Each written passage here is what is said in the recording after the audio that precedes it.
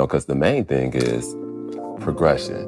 No matter what you're doing, there's a point where you're uncomfortable until you become comfortable. Right. So there's that transition in there. And it's just like, I'm the type where I don't necessarily think about like, oh, it's going to be this, it's going to be that. I don't think about the obstacles per se, because that's a lot of times is what keep people paralyzed. 100%. Put them in fear and keep them from moving forward.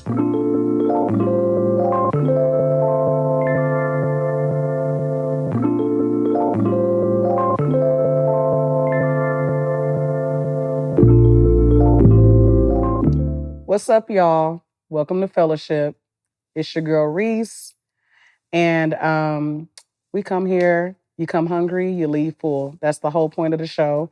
I bring people of tomorrow on the show to kind of sit on the couch with me and just talk and have a conversation that's healthy, that's pure, that's real, it's raw, it's uncut, and it's unscripted.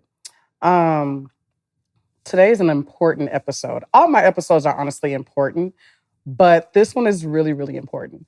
As time progresses, I'm going to say that on every episode. But anywho, so I have somebody on the couch who is near and dear to me and my husband. But he has a voice that I think that is hidden. It needs to be like shared with everyone. He has a voice for TV. I tell him this all the time. When we first met him, we were like, he has a voice for TV. He is an amazing person. He's definitely not from Houston. You're from Indy, right? Moved down from Indiana. He is like one of the most healthiest people I know too. Like at least as far as like food wise and everything like that. He has a lot to give as far as words. We have very amazing conversations. I think that our conversations that definitely bring good fruit, bears really good fruit. And I think that a lot of you should definitely sit down and tune in. We're going to talk about, what's healthy to us. I mean, we've had some very, very serious conversations, I think. But what better way than to bring the one and only Gerald to the couch? Hey, thank you for having me. How are you? Amazing. I'm amazing. I'm excited to be here. I'm glad that you're here because I feel like this conversation is definitely long overdue. First of all, people really don't know who you are. Let's tell the show who is Gerald, something brief, whatever. I mean, this is yours, so we're going to the beat of your drum. Whatever you want to say, that's fine. I'll keep it simple. What I found though when I moved here, I moved by myself. Okay. And people was like, "What? Like you just picked up and moved?" And I was just like, "Yeah. Oh my, I could never do that." And I'm just like, "How?" I didn't realize that it was such a thing that people were fearful of leaving where they're from. But where they're from, like I'm from Michigan. Mm-hmm. And people complain about the snow and the cold and everything else. And it's just like, well, if you don't like it, why don't you move? You can leave. But they won't. So, so I'm the type that will, I guess, if it moves me, like if it makes sense to me, I'm going to go in that direction. Mm-hmm. So that's just how I am. If it makes sense, I'll go in that direction. I like that because... and I'm so glad that you even said that because that has to do with what we're talking about today. What I find that's interesting is that what's comfortable is always the safest for people. Mm-hmm. It's just always the safest. And I think that a lot of times we kind of miss the opportunity to go be great because where we are is just comfortable. It's safe. It's anything that's out of scope, anything that's outside of our normal routine. We're not truly comfortable. I mean, it's kind of like, I would say this kind of equivalent to traveling by yourself. I remember I took my first solo trip in 2019. I went to Barcelona. I had just got engaged. And like, I was like super anxious, super like anxiety. And I was like, I need to go somewhere. I just took my things and I went to Barcelona. That's a trip. By myself. I mean, imagine leaving the country, but I had never did that before. I had never ever did that before. And I always had the mindset that as a woman, you never really are supposed to travel by yourself. You know, is that really safe? Is that something that you're supposed to do? But I find that like when I traveled alone, I was fine. I mean, clearly I'm here. I was fine. I wasn't looking for other tourists, but I mean, I was in environments where I shouldn't feel like somebody's after me, you know. But I think it's a comfort thing, you know. But I do want to ask you though, like, what just made you get up and just say, I'm going to Houston? Well, I had resigned from my previous position. Okay. And at the time I was working remote, doing high ticket sales, and I also had a group training business as well. And I had a former colleague that actually lived in Houston. And when they contacted me, they told me about an opportunity down here. And the first thing I said was like, well, is it remote?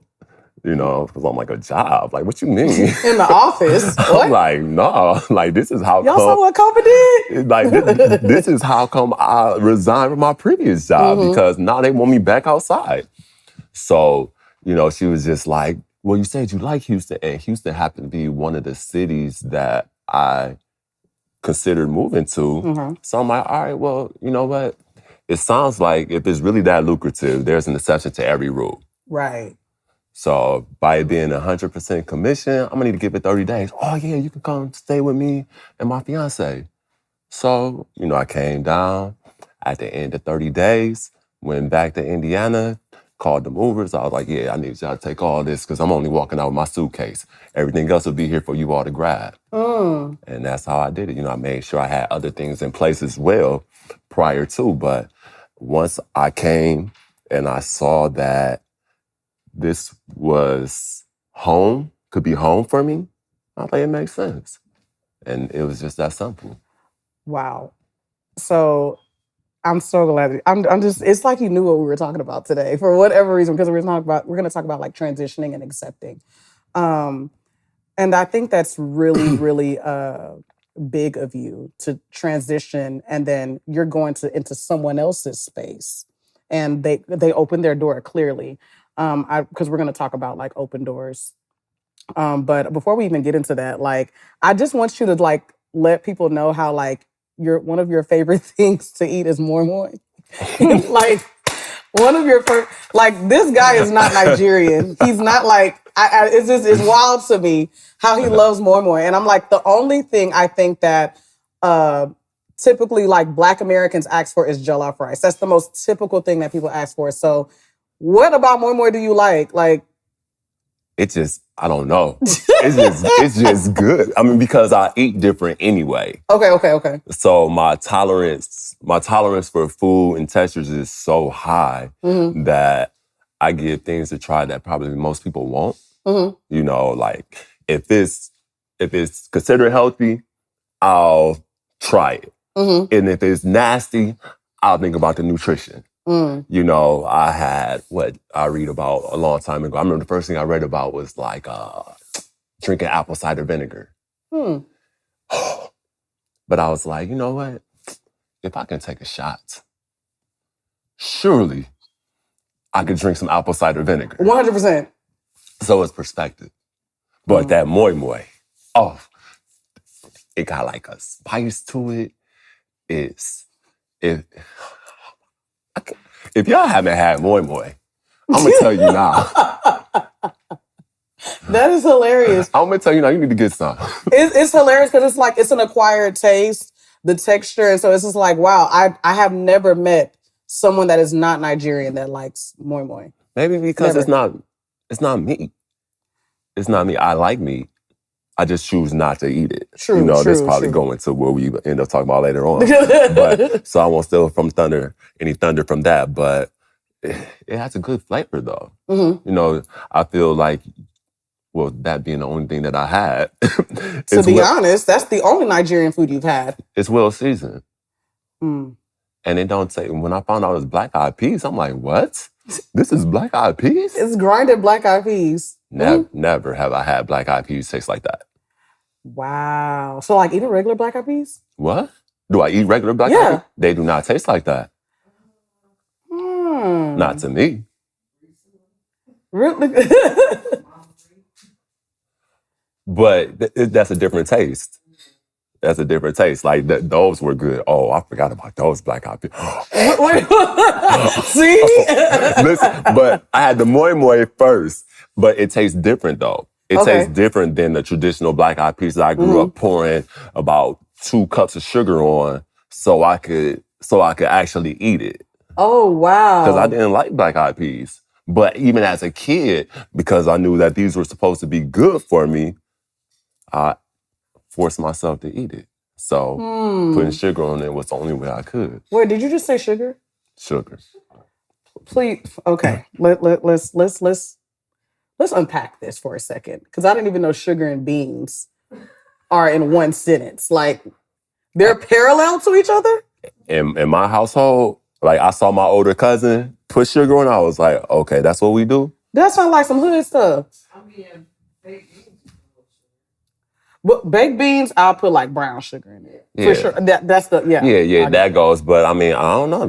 Like to me, I hadn't heard of people put sugar in grits. Yeah, the breakfast. Not me though. Really? If I had You're grits, a savory grits person. If I had grits, yeah, it was gonna be butter, salt, pepper. Okay. But sugar, like, no, like you don't put sugar in grits. So maybe that's how you feel about the sugar and the beans. Wow. Because I mean, growing up, like my mom would put like a little teaspoon or a tablespoon of sugar inside of the grits for breakfast, and then you can have it with like some jam or whatever. So Jam inside the grits? yeah.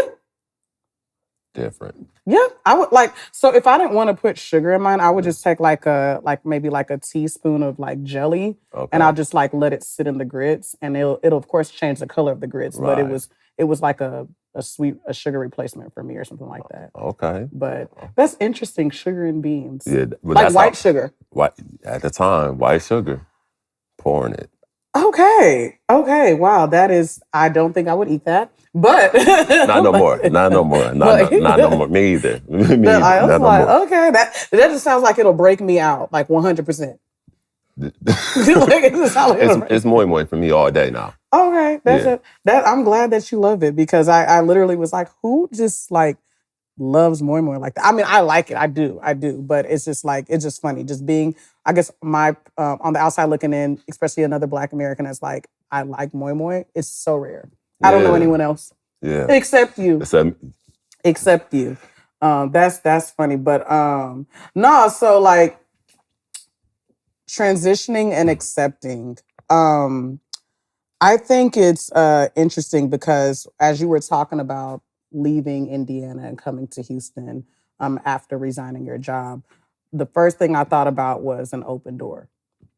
Or what I was thinking about was an open door. How you have to like, in order to enter into an open door, you have to leave what you once knew behind, And I'm not sure, your whole situation that was up in Indiana, but like, at least I'm kind of also adding myself in here too. Like, I thought when you were talking, I thought about like even me, like kind of transitioning into a new space. When you're leaving a space, what you don't, sometimes it's not necessarily a toxic place that you're leaving. It could actually be a place that was pretty inviting, it was healthy, whatever the case may be. When did you know that it was healthy enough for you to leave Indiana to Houston? Because I know for me, like, I'm not always comfortable with leaving an old place. Mm-hmm. Even though I want to get into the new open door. Right. I want to experience new things. I want to be able to gravitate to the things that God has called me to do. I really want that. But I'm not going to lie, there's pushback sometimes because, we always talk about, oh, yeah, especially when it's a new year. Everybody's like, oh, new year, new me. I can't wait till the new year starts. But like, that new year is going to bring challenges, and it doesn't necessarily have to be bad things. It could be those things that, that are uncomfortable. You moving from another state to state, not even city, state to state. When did you know that it was healthy for you to leave? Well, I'm going to go back to part of what you said earlier. Like, we want the new thing, but we kind of don't want to leave. Change is inevitable. I don't know about you, but my favorite school teacher was my 4th grade teacher, Miss Dimitrov.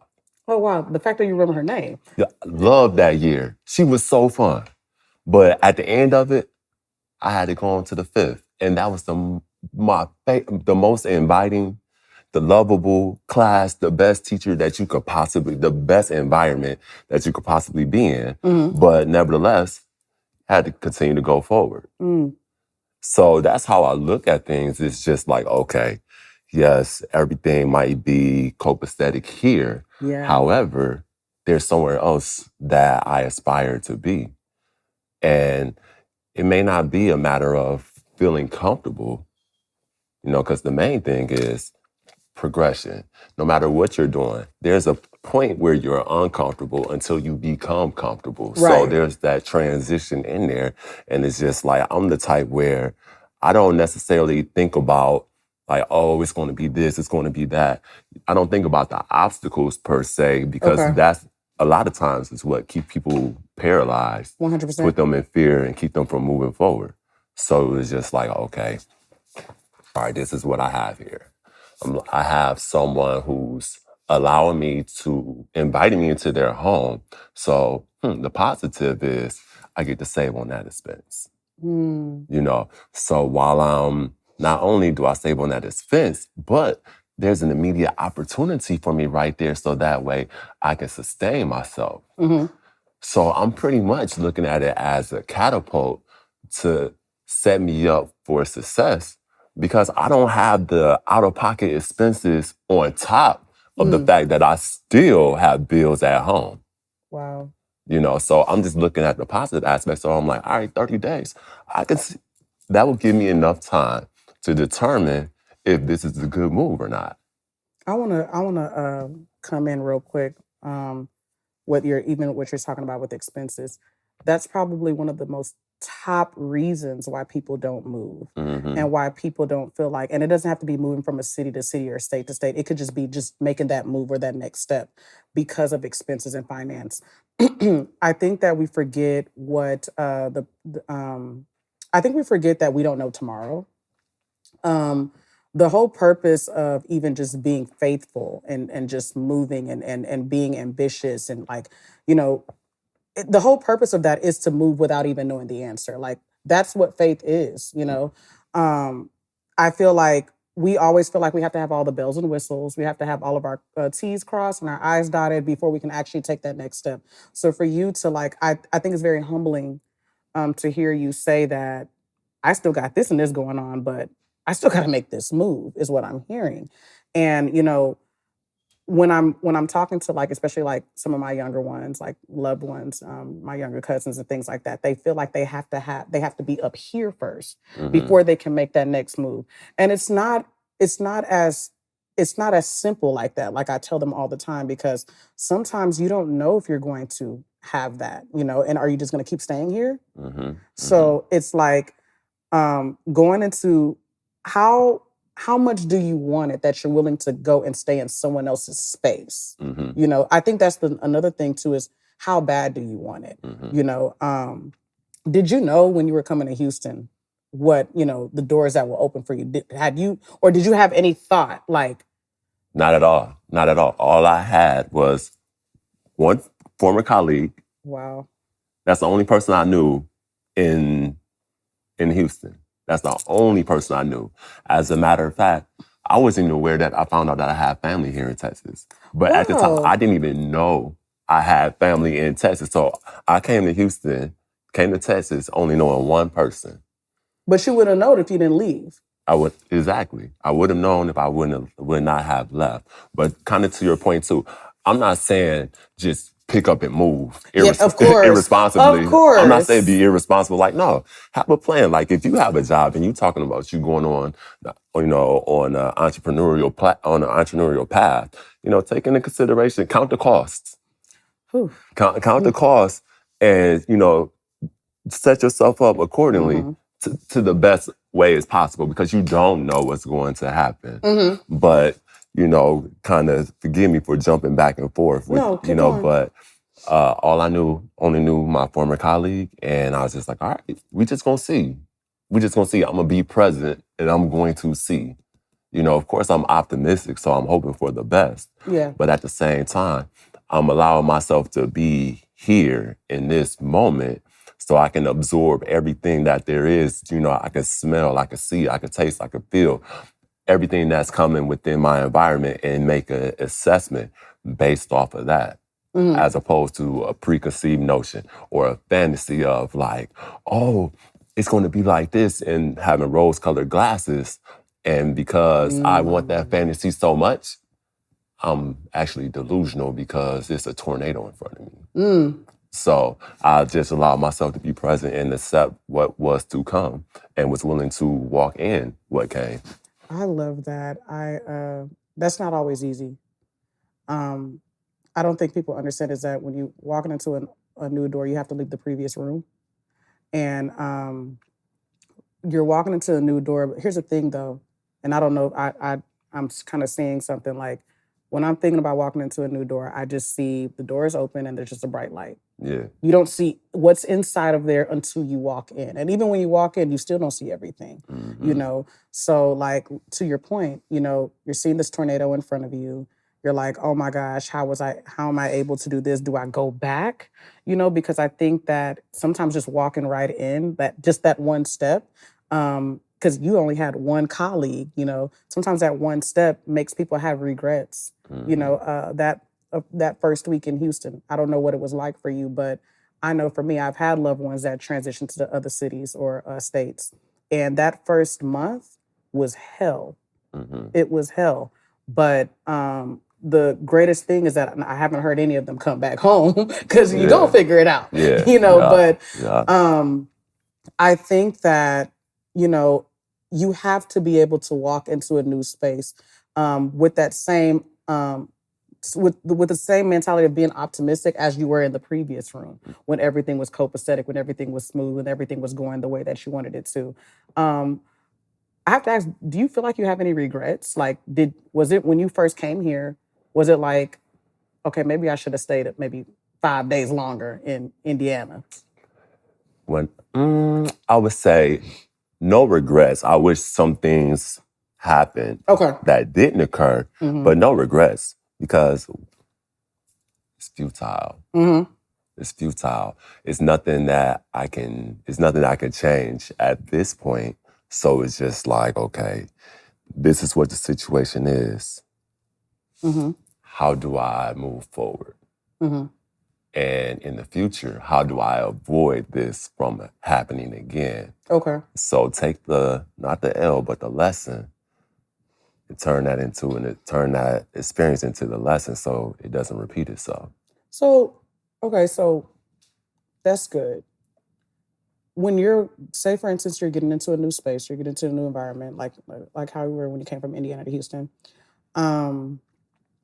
Is there anything ever that made you feel like you were almost getting demoted? Because sometimes, you know, we're like, man, I can't wait to get to this place. You know, it's like we want the thing, but we don't want to leave the last thing. Because sometimes, I'm not gonna lie, like, even like for me, I transitioned from corporate America into this space. And I mean, I'm learning to love it. I won't say I completely like, oh my God, I love it. I'm still learning to love it because there was a comfort thing in that space. Because one, you're seeing a continuous check, you have all these benefits, you love your position, and what you do, it works.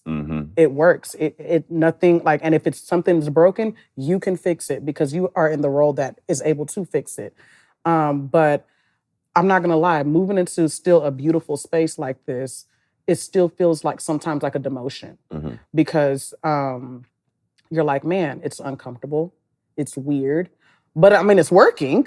But you know, did you ever once feel like you were getting demoted? If we're speaking from a financial perspective, yes. Yes. Yo. I mean, because, you know, coming from medical sales, you know that you first, like, you know what that check look like. And then at the end of every quarter, I got a bonus coming. Come on. You know, because I'm out there, I'm in these streets, I'm slanging and banging, and it's all legal. Now, I'm doing something totally different. It's 100% commission. And I don't know what the person in front of me, how they're going to take to my offer? Are they going to decline me? And if too many people say no, that means that my check looks like this. So, it was a demotion from the standpoint if you were looking at it from a financial perspective. But if you're looking at it from a lens of growth and opportunity and a place of optimism to see like, okay, these are actually new contacts because I'm having conversations with these people. Mhm. And now it's like, should we hit it off? This is a new network. I'm building a new network as well. Right. So it may not have came monetarily, but there was value in the relationship. Right. So it's all perspective, but counting dollars and cents, yes, there was a demotion. Yeah, and you know what? And to your point, I'm glad you said that because the only reason why I felt like I got demoted because of dollars and cents. Not because I didn't feel like I was gonna grow, because this is definitely all about personal growth development. And I'm one of those people. I love growing. I love doing all these things that allows me to kind of have mental agility and things like that. But it hits different when you're used to a certain amount. It hits different when you have to sacrifice compensation. It hits different when you have to sacrifice those bonuses, those things that you had. And that's the thing about walking into a new door is that you have to sacrifice something. There's something that has to be sacrificed. So you're a father. Like you leaving this place and your babies are there, did you feel like you had to sacrifice that? So that would be the thing that I wish went different. Okay. You know what I mean? Because before coming, I had a conversation with mom and everything, and we worked things out to where, okay, so you're gonna go down there, you're gonna check things out. All right, well, let me know, give me the report. And then I came back and I was like, it is flowing with milk and honey. And the grapes, they are like this big, they like the size of watermelons. And and it was like, okay. And then all of a sudden, it flipped to where like, oh no, we're not coming. And because I didn't make certain moves, I ended up losing out on the time, obviously, that I traditionally, or that I had with them, having 50-50 custody. So now there's this great distance between, it went from, 2 days on, 2 days off to every other weekend to like now I'm in a whole nother region of the country. Wow. So fortunately, I was able to fly back and I'll spend a week at a time. I'll get the Airbnb and all that, spend a week at a time. And as we talk about the transitions of, what's going on, then it was like, I can't fly back every month no more. Wow. So it's like, all right, what do we have in our hands? You know what? We got technology. Let's make sure we FaceTime. Let's make sure we FaceTime. But because this is also different for them because I've never been a child who's had an active father and then a present father and now he's not. I never had that before. So now it's like they're experiencing something that I never have and they're in a whole nother state. So, communication gets broken down. Like maybe they don't pick up that call. Maybe they're not around to. Maybe they calling me and I'm on a job. And like our schedules are off and whatnot. So that would be the most difficult part. Okay. However, because this is a transition season for me, if you will, just like they say on the airplane, should something happen, secure your oxygen mask first. So that's what keeps my mind clear from I could feel how I want to feel about what has and what has not transpired. But my main objective is to make sure I get myself in a position to where I'm able to make an offer that can't be refused. So when I get them, I got them. So whatever else is happening over there, that don't concern me. I gotta secure my mask first and make sure that the bag is, Right. getting air in and out of it. Wow. That is, I can only imagine that though, because it's like having to explain to the boys, like, hey, this is a new, or did you even feel like you had to explain at a certain time, or you just didn't feel like you had time to? Nah, ironically, prior to me even coming to Houston, like for like the last 2 years before I even came here, and I just asked him, I was like, 18. That's why I call it. I ain't even mean to put their names out there, but this is how I talk to them. I was just like, hey, if I moved like across the country, would you all be mad? And the first thing they said, it was like, nah, we know that you doing it because you getting money and you about to take care of us. What? Off the rip, that's what they said. And at this time, I mean, I think they were about like 8, 9 years old when they said this. Wow. Wow. They were real young, maybe 10. But I was just like, yo, that's what's I was like, that's what's up, And so when it happened, it was like, okay. I told them what the plan was.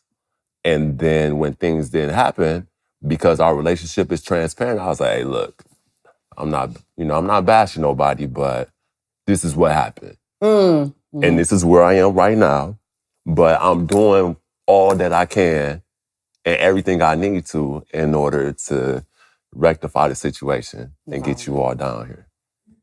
Man, it's really, really beautiful that even just to be a father. I know there's a lot of like people. I come from a very like traditional background. Like anybody knows like a typical Nigerian father is not really the most expressive. They're not really vocal about, they don't feel the need to be as transparent because it's kind of like, how can I put it? It's kind of like they kind of treat their children as like you need to stay in the child's place, even when you're in your 40s. Like you need to stay in the child's place because they feel like there's just some things that you guys don't need to know about. There's just some things that you guys don't need to know about. Just know that we're handling it. Just know that we're the provider. Just know that we're the leader. And it's kind of just, it's more so by mouth and not really by action, And so it's really interesting. And of course, we're from a different generation, how transparent you are with the boys, especially when it comes to transition, because I mean, growing up, what happened, we're just like, okay, well, I guess we a part of it now, like there's not really much to be told, because again, you stay in a child's place, whatever that child's place is, but I think it's interesting because even, I feel like even with transitioning into new environments, sometimes you just don't even have time to even explain yourself, even to loved ones. I think about my little brother all the time. He moved to LA to act. And I want to say he had a few weeks before he left Houston to LA. And he was like, hey, I'm moving to LA. And that was it. That like he came to me and my sister and was like, hey, I'll never forget. He was like, I'm moving to LA and it's time. I knew what that meant. His Nigerian parents probably didn't know what that meant. And so I said, okay, well, have you told your parents? And he was like, I will when it's time.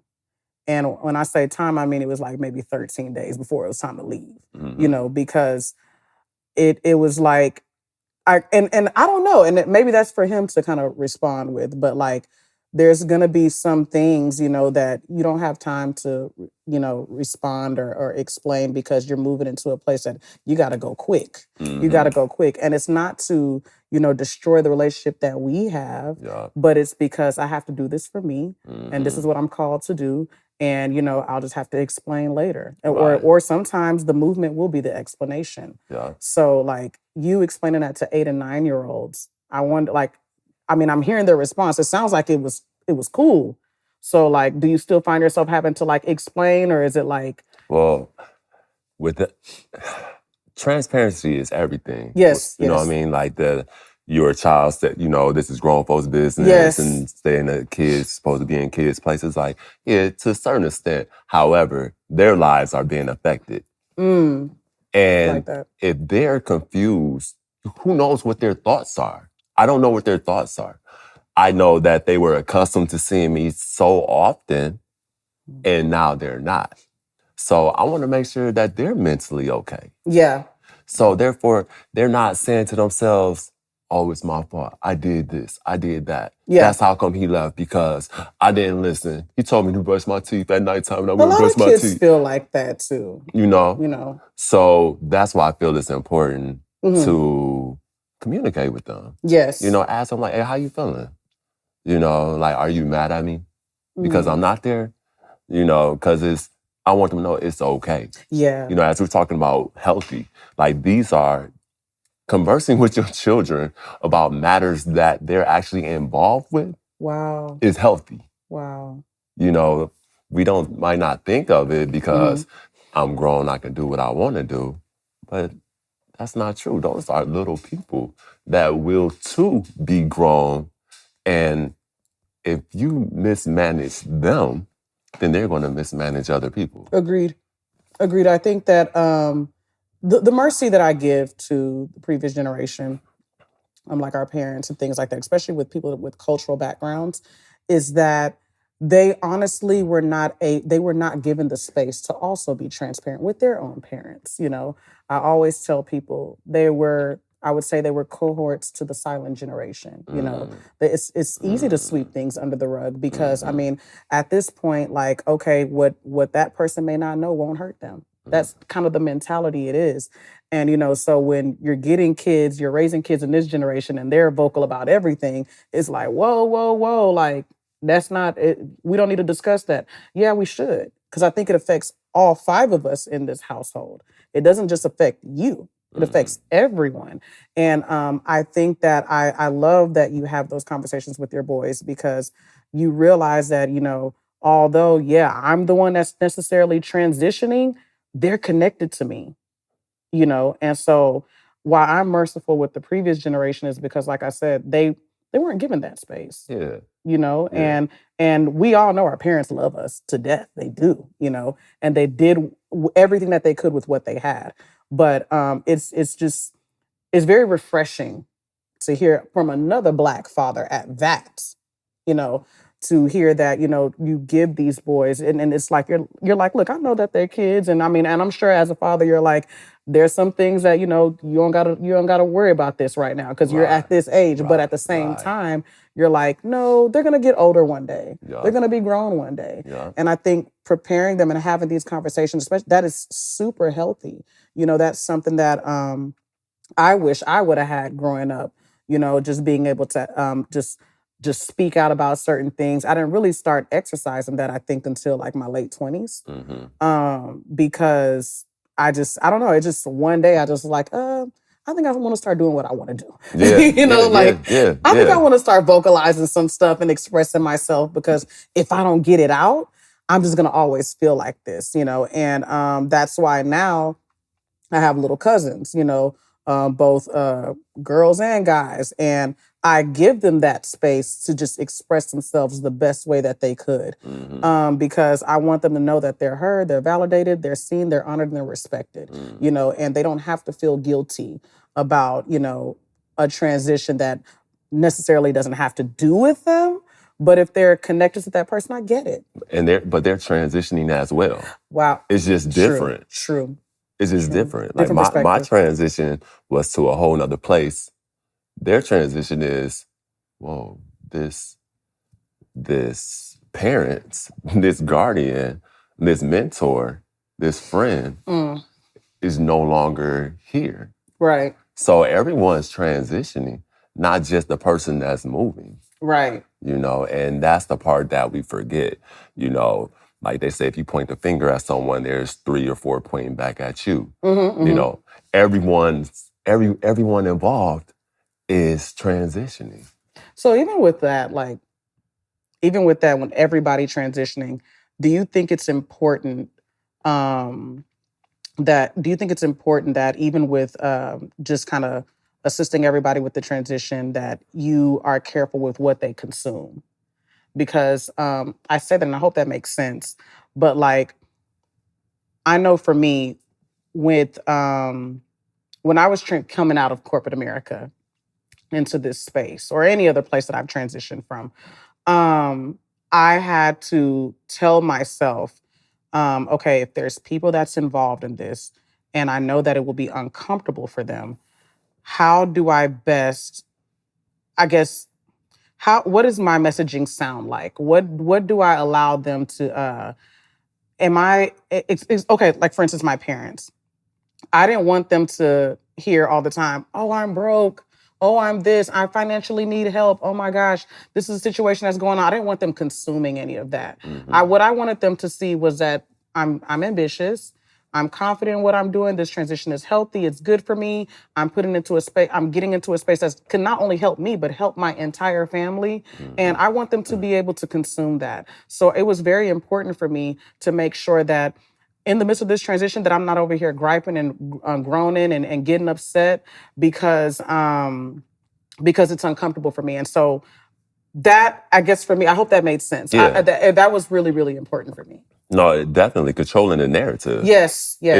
I mean, that's just like, if I was to speculate, that's why your brother said, I'll tell him when it's time. Because he don't need anyone promoting fear. Wow. He could very well already be nervous enough as it is. And Very much so. And it's taking everything in him. Like, Right. okay, I'm gonna do it. I'm gonna do it. Right. And then he tells somebody like, nope, don't go nowhere. Because did you think about this? Because in California, LA, I heard houses cost. I heard that rent is $2,000 for 15 by 15 inches. That wasn't even my dad's problem. It was Bloods and Crips. Like, boy, you gonna get shot. You know what I'm saying? Right. Like, when you making moves, you don't need anyone to provide any type of negative feedback. And especially if that's going to, that's going to do more damage to you. Then, like, they think that they're helping, but they're really not. Yeah. Or if they either think that they're helping or they're serving a selfish agenda in which they want you to stick with what they're comfortable with. But it goes back to what we were discussing with Alex. Like, you have to be careful what you're sharing. You have to be careful, because I also have to think about my health. I have to think about, like, as I'm giving or displaying this narrative, is it healthy for me to share this with this person? And that's why I respect my brother so much. With his move was very sudden, but I understand. I understand. What you're doing is not going to be understandable to a lot of people. That's just what it is. You have to just be careful with what you're sharing, that narrative that you're displaying. Because like you said, and he was so nervous. He was scared. Yeah. It didn't show. It did not show. I tell him all the time, I'm like, I wouldn't have known you were scared. Right. The way you moved. I mean, it was to the point that he drove his car to LA. He didn't take a flight. Yeah. He was like, I want to show y'all, like, I'm not playing. Like, I'm moving my life. I'm not leaving the car here. No. Or nothing. I don't want any remnants of myself here.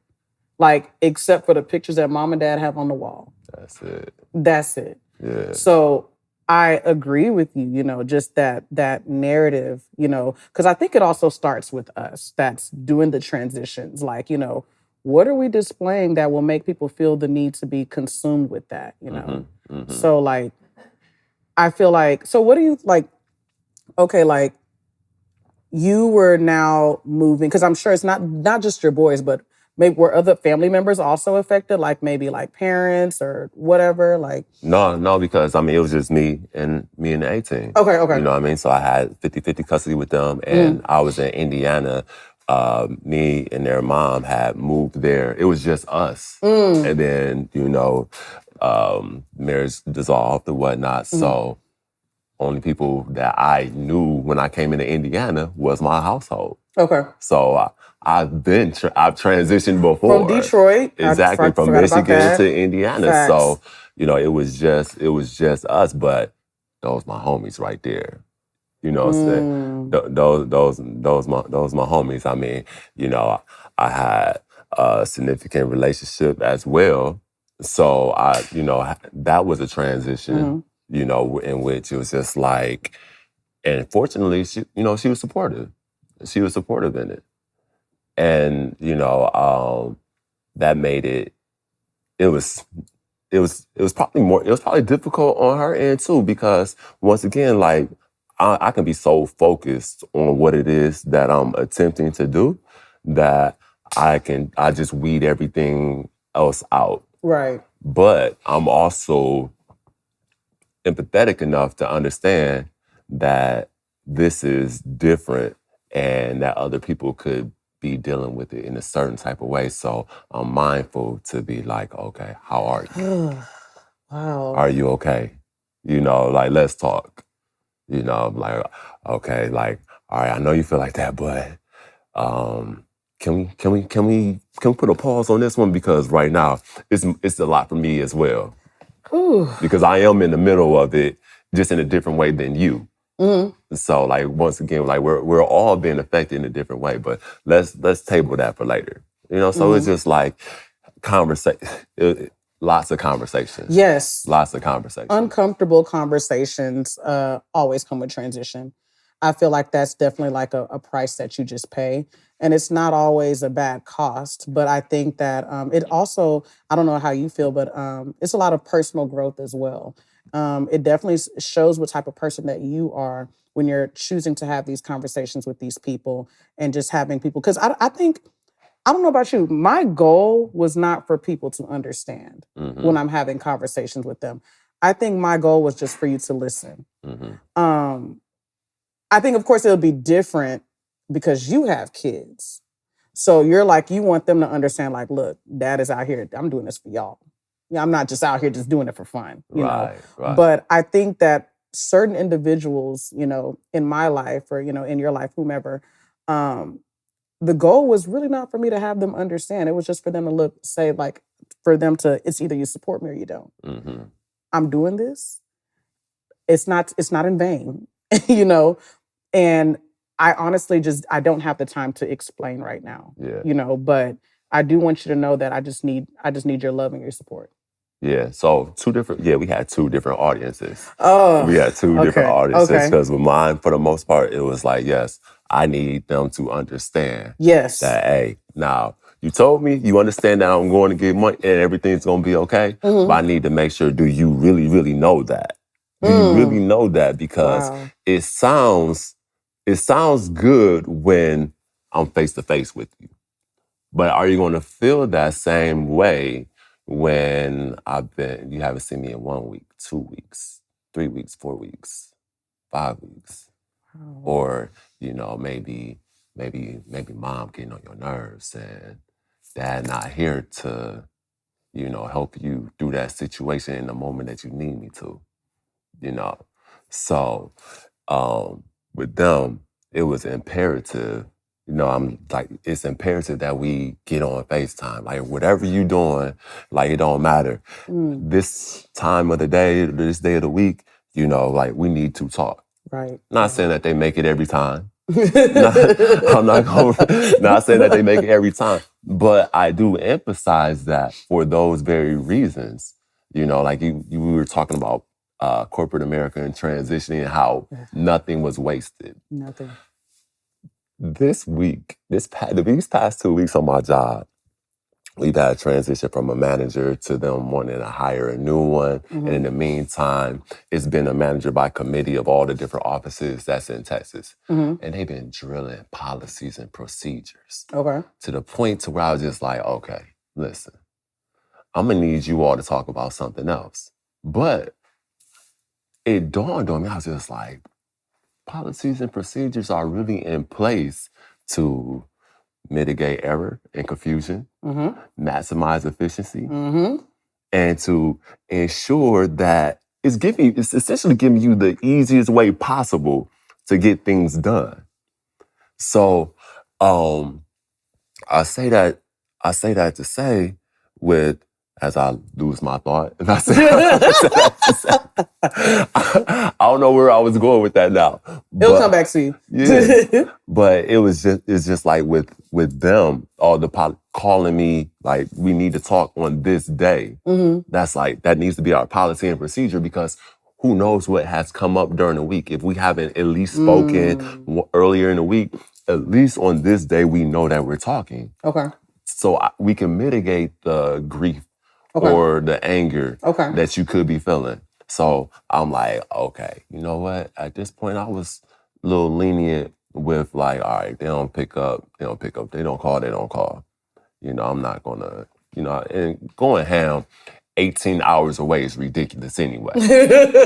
So now it's going to be a conversation. Like, listen, it's important that we do talk on these days, because who knows? What if you really have something pressing and you not even thinking about this incident that happened earlier in the week, but now it's affecting you because it's just that straw that built up on top of a straw, on top of another straw. And then that is then one more is the straw that broke your back. And now it's this breakdown that has occurred, when that could have been absolved if you would have called on Sunday like you were supposed to, as our policies and procedures indicate. So now I'm like, it made me look at it different. I was just like, okay, yeah, we're going to have a different conversation now. And it's not one of reformation. It's more of like, allow me to help you. Yeah. So do you feel like, wow, that was, okay. So do you feel like there in different seasons, the conversations are always going to change because there's always something new that comes up? Because they're getting older. Right. So it's like, do you feel like the conversations are going to change, like the messaging?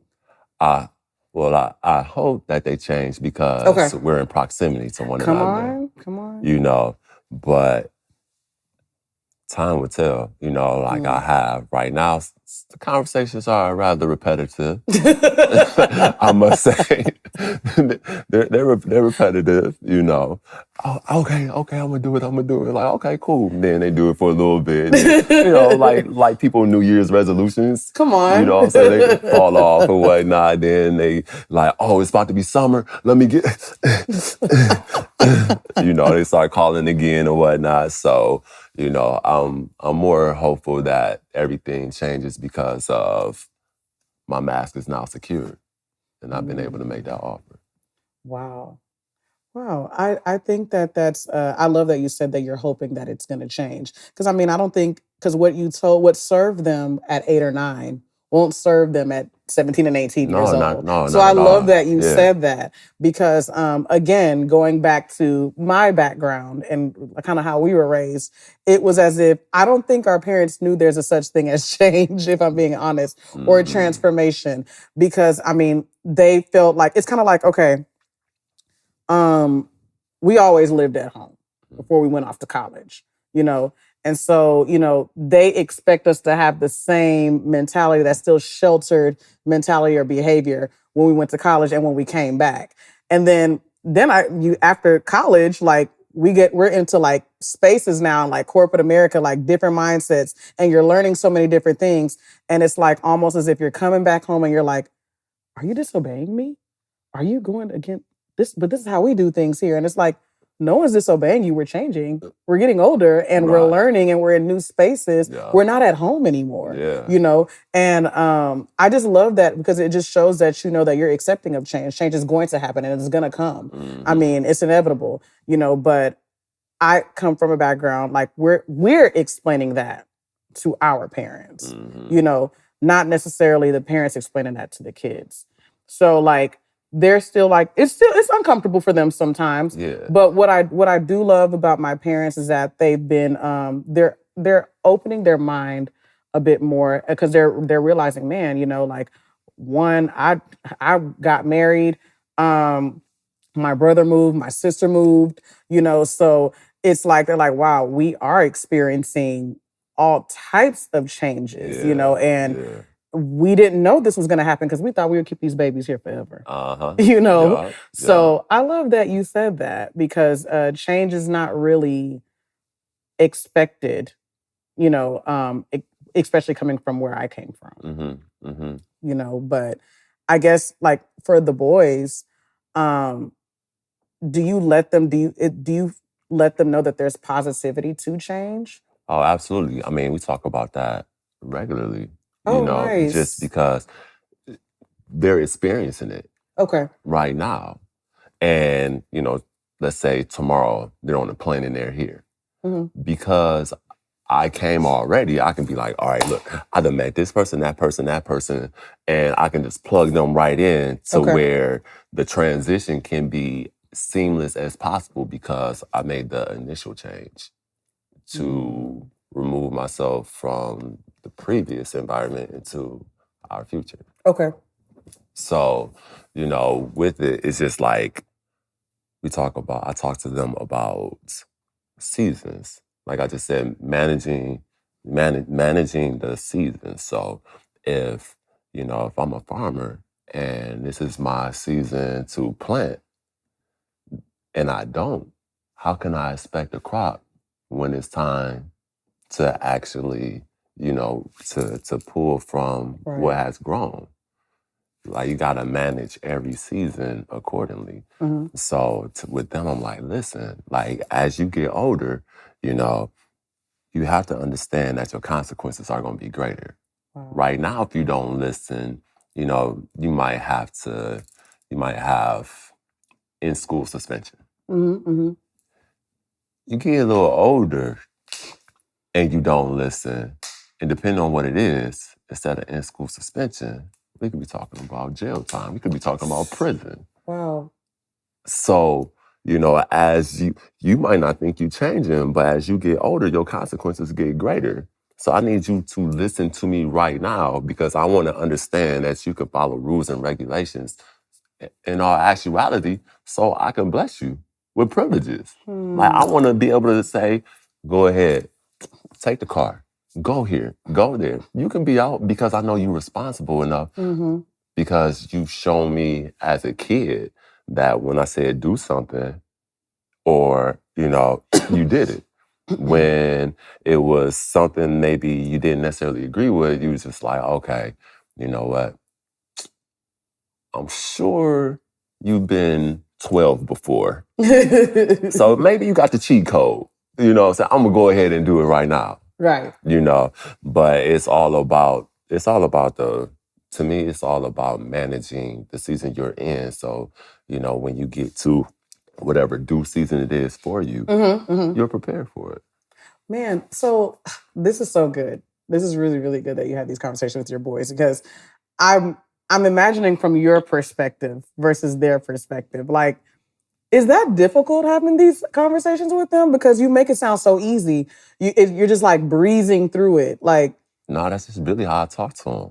Like, because I felt like this as a kid. Did you tell me if this applied to you? Okay.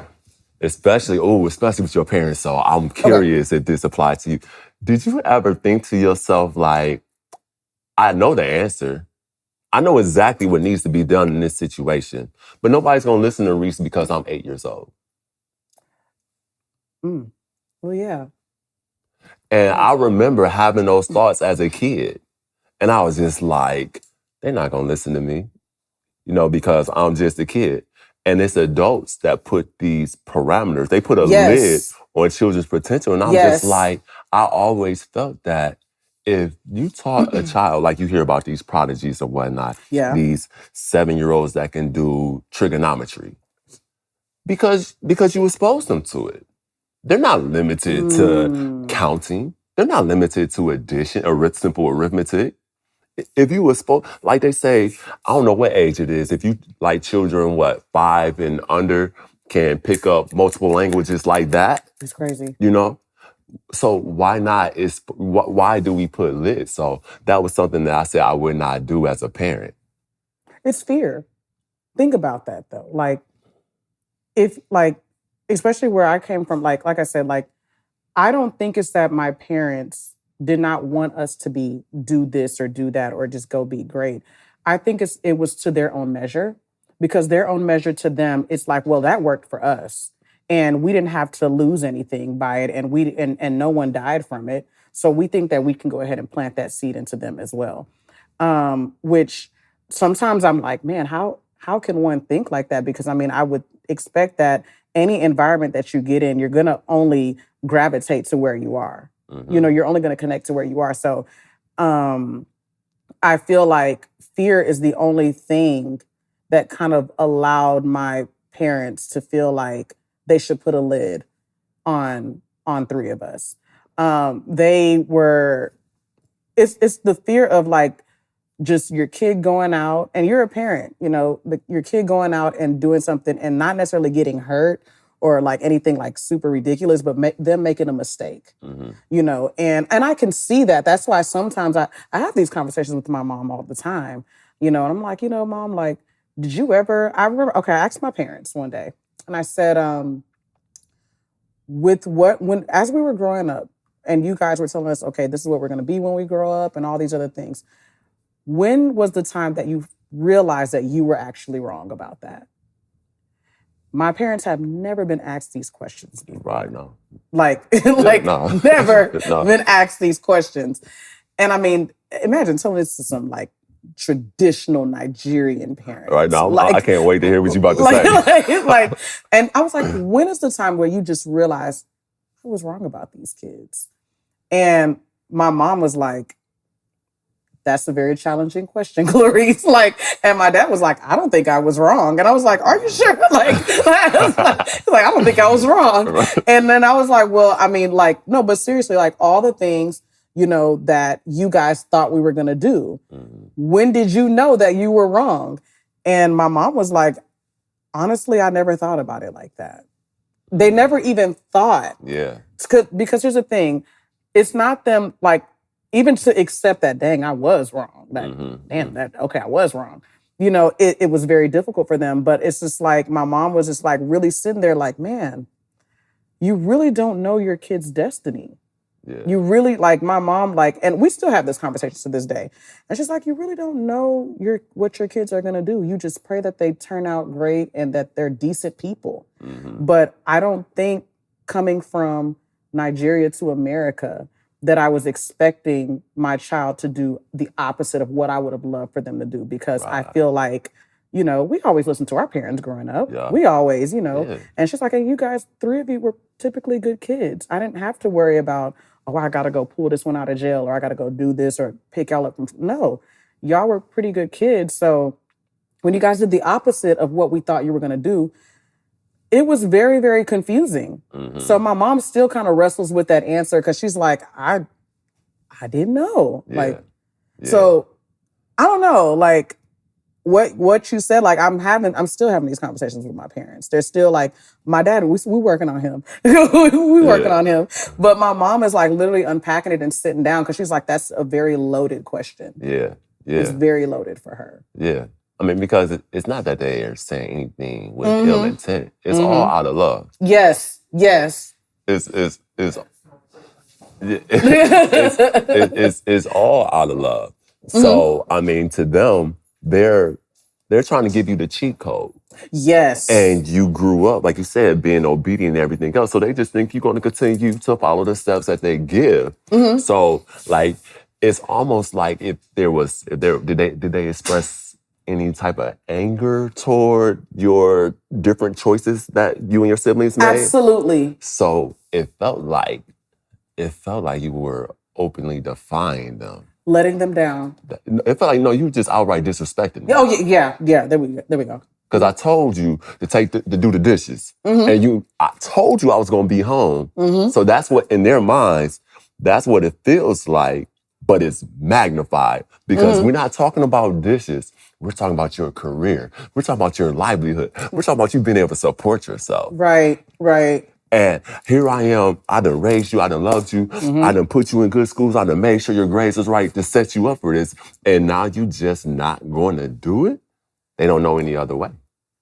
So to them, not only was it defiant, it's more so fear on their side because they're scared and they're looking at themselves, ego as well. Like, was I a good parent? I failed. Like they feel like Ego they and failed. pride. They feel like they failed as a parent because you're not following their orders to become the successful person that they envisioned you to become. It's like you grew up in a Nigerian household, because let me tell you, even with the whole did I do good as a parent, our parents are super dramatic. If you meet any Nigerian parent, it doesn't matter. They are all dramatic. Okay. 99% of them. Okay. They will literally come in the room and say, what did I do? And we just stare at them because we're like, what are you talking about? What did I do? What did I do to you to be? I gave you everything. I tried my best. And we're just like, I'm not taking that away from you. They're just very dramatic people. And like just the hurt in their heart. Yeah. The hurt in that voice of theirs. You can hear and it. mind you, we're literally like minding our business and we're like, we don't know what you're talking about. Right. We just made a decision that may be a little bit uncomfortable, maybe a little unconventional, but it was not to like hurt you. We're not that mean. Yes. I mean, that kind of comes into, like self-awareness and understanding, like, when you talk about self-awareness, this kind of the soul role of self-awareness is reflection. Yes. That's the main thing, is reflection. And a lot of times we get it wrong because we ask the question, why? Why this happened? Why that happened? As opposed to asking, what happened? Like in this, they asked you what did I do? They said, what did I do? But even in that case, it's like, well, what is it that you see? What is it that you can use why is it that you're choosing to go this path? What is it that you don't like about this or that? So asking those questions allows one to obtain a different perspective, as opposed to, because they're saying, what did I do? As in, they're looking at it as if they failed, as if they did something wrong, as opposed to like, well, what is it that you see? What do you see through your lens? I know what I see for you, but you have eyes as well. Yeah. And you also have a brain too. Yeah. So they're not asking the question for understanding. They're asking the question from a standpoint of, how did I fail you? And it's like, when you self-reflect, if you can remove the ego from it, yes, that will allow you to better understand the situation and overcome. Whereas like, so in your case, it'll be like, if they ask you, so Rece, we want you to be a doctor, but you don't want to be a doctor. Why is it that what has captured your interest? And what about that is so interesting to you? Help us understand why you prefer to do that when we know a doctor can be this successful. Right. Like understanding is the whole key. Man, so I love that you said that, because here's the thing. When you were talking, I thought about like success. And you mentioned something about overcoming that when you start to have these conversations. So what helped me overcome that was I had to actually start putting myself, like seeing from their lens and putting myself in their shoes. If I was the parent on the other hand. And what helped me overcome that too is realizing that we have two different ways of how we become successful. Now, it doesn't necessarily mean that their way is wrong. I think it's amazing to become a doctor. My sister's a doctor who actually wanted to be a doctor, Right. And I think it's amazing, to do all these things that they're mentioning. None of these things are bad things. But you got to understand something. In my family, we have a lot of doctors in our family, successful ones. We have a lot of educators. We have attorneys. We have nurses. We have these things. And what I realized too, what I had to sit down and say was like, okay, I see they see success like this. Could it be that success is tied to an occupation? Mm-hmm. Could it be that success is tied to actually doing the purpose of what God has called me to do? Could it be success is tied to a certain type of compensation? And why does that work only for them?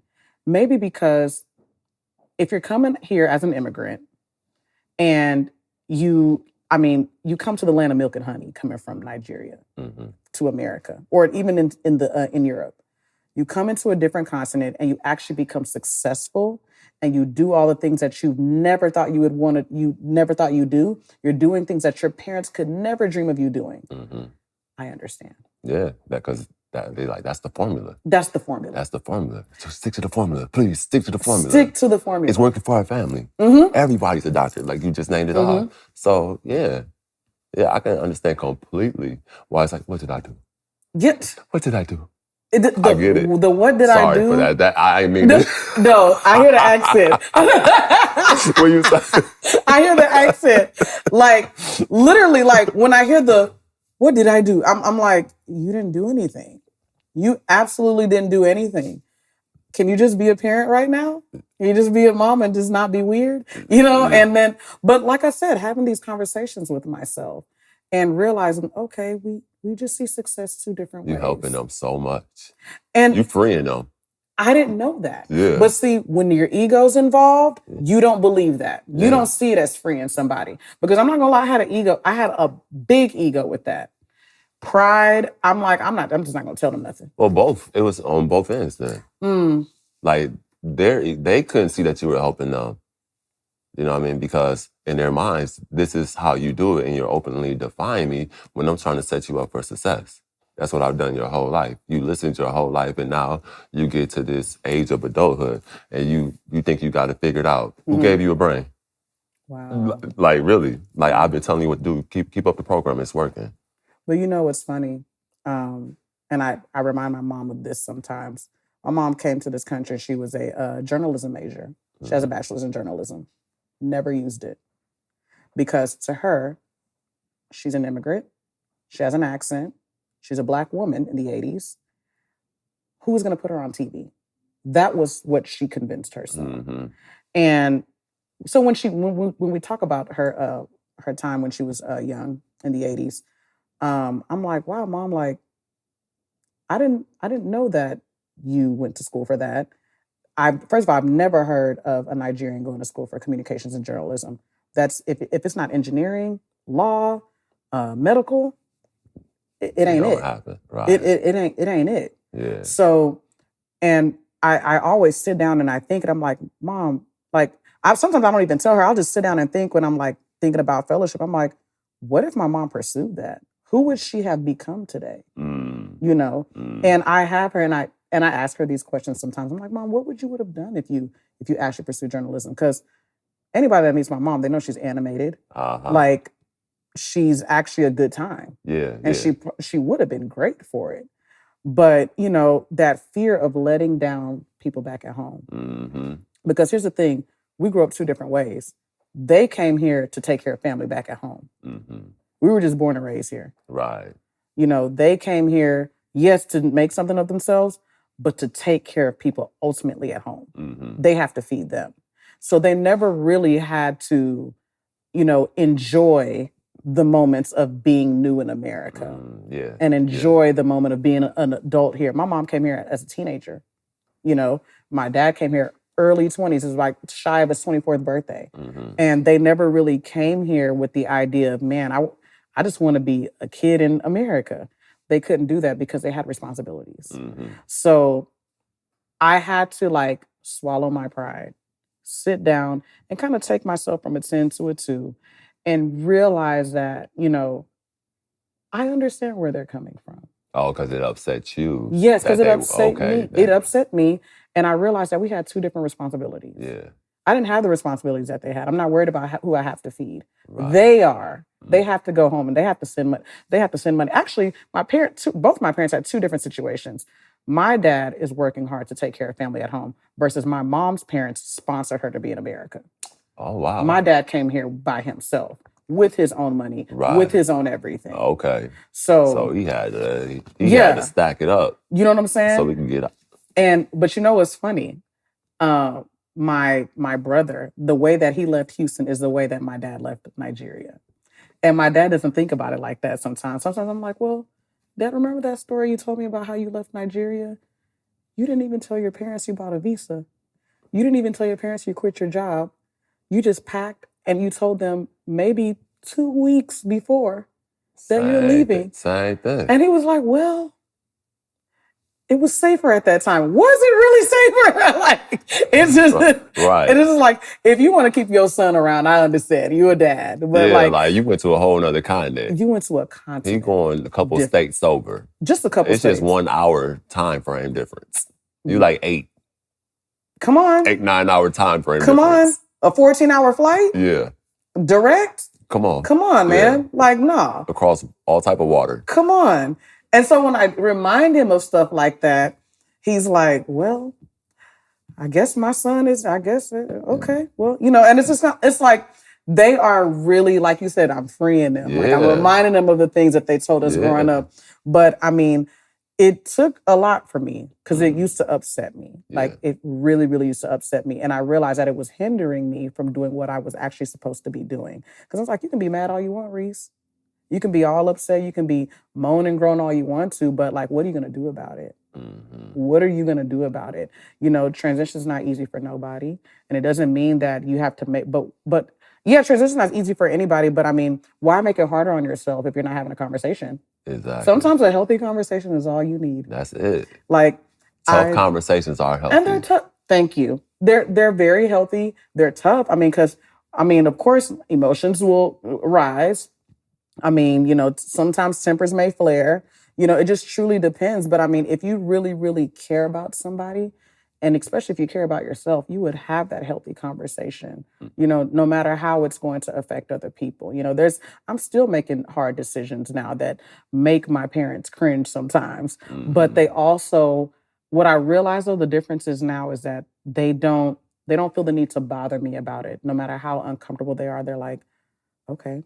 Like sometimes my mom would be like, I was thinking about you today, and I was like, I'm not sure about that, but you're very smart, and I know you can do it.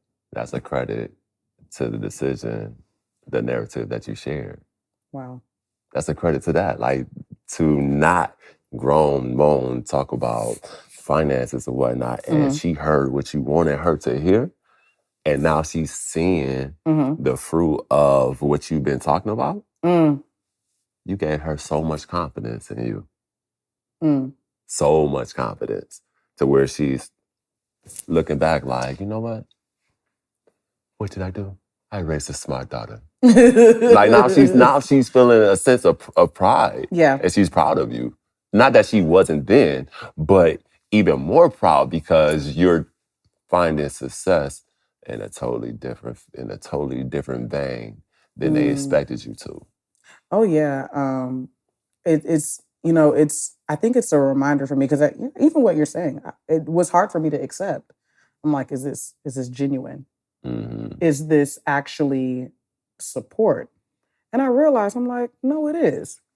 I feel like sometimes, especially with first generation kids, we don't allow ourselves to be opportune by support because we've never really just had it by the people that we care and love.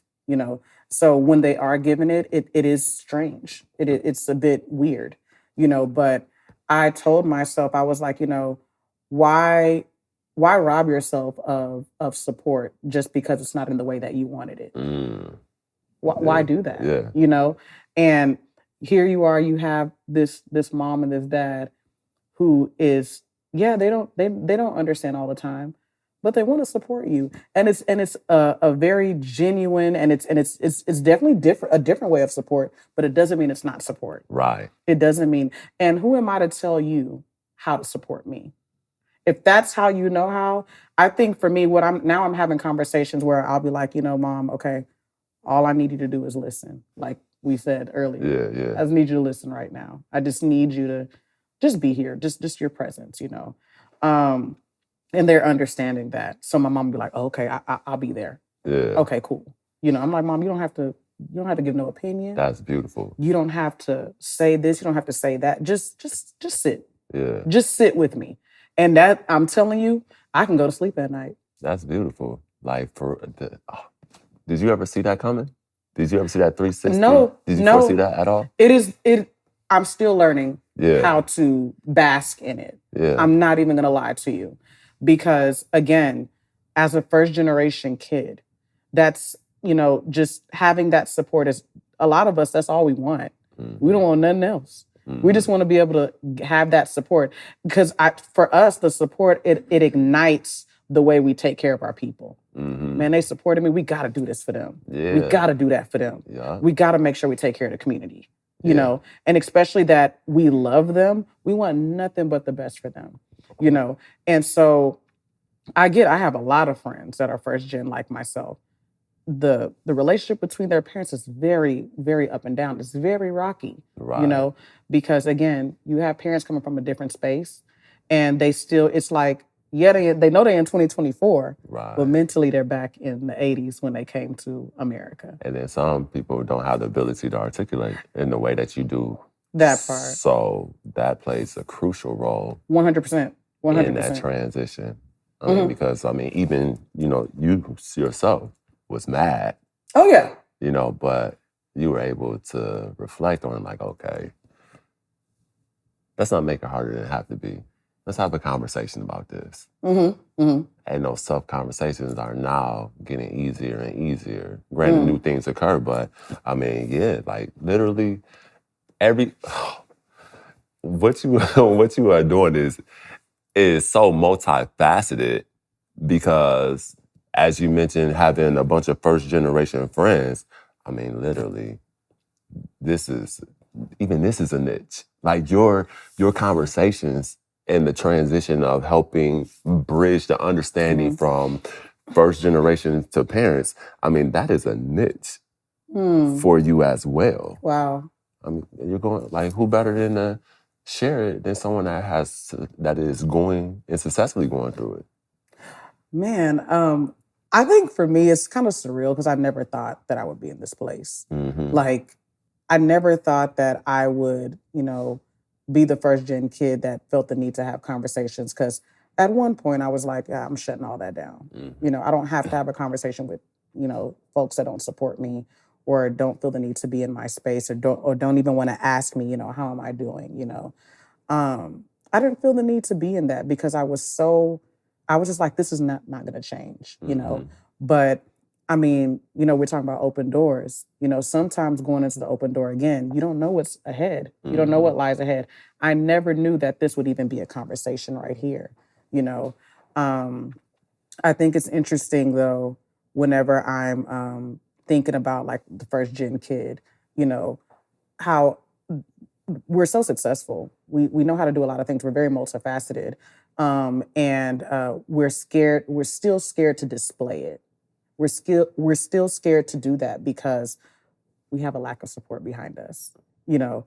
And what I'm having tough conversations with friends now, and I'm like, have you ever had a conversation with your parents? Have you ever just like told them, hey, you know, this is how I feel? You know, it's something I think about, like, just a typical, like, Black American. Those that don't have any, like, cultural background or anything, or any parents that are immigrants.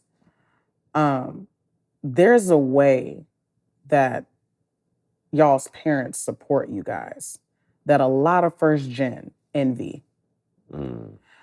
Because y'all are having transparent conversations. A lot of times, it's not that our parents don't want to support us. It's just that we're not having those conversations. Yeah. And what we fail to realize as first gen is that it starts with us. A lot of times, it's going to start with us. And that's just the reality of it all. And for the longest, I battled with that. I didn't want it to start with me. I don't want to be the pillar of that. Like, I'm like, why? Because as parents, I feel like you should know what you're supposed to be doing. Wow, as we talk more, I think I'm more Nigerian than, like, seriously, because some may have had that transparent support, but, like, I was that I don't have any siblings, but I was that with my parents where, you know, like, when I had my oldest son, I was like, hold up. y'all had me, but I was living with, man, y'all sucked as parents. Like, I'm gonna tell you right now, So I've had that conversation. So the transparency is this because my parenting, I feel like, came from the lack of parenting from my biological parent, from my mom and dad. Wow. I was fortunate to have other family members step in and stand in the gap. So I know many members of my family. I mean, where I lived with my great-grandmother, my great-grandfather, who lived next door to his dad, which was my great-great-grandfather. Oh, wow. For a period of time. I was raised by my grandmother, aunt and uncle, different uncles. So I know so many members of my family and interacted with so many people that by the time, and because I did not live with my mom and dad primarily, I knew exactly the type of parent I would be because what they weren't. So when I actually became a parent, not that I knew it, but innately I did. But when I became a parent and I realized what had happened, how they were in a similar situation, and I'm like, y'all chose to let me live with someone else and y'all got able bodies? Like, what is wrong with y'all? Wow. But no judgment though, because I saw the blessing in getting to know all my other family members.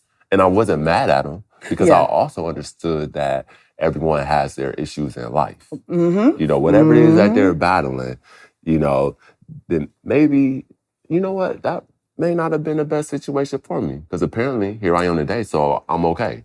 Look. I made it. I'm okay. So I'm not going to be like, oh, like we talked about regret. If I could go back, let me change this one thing. Let me change, like, no. You've seen the butterfly effect.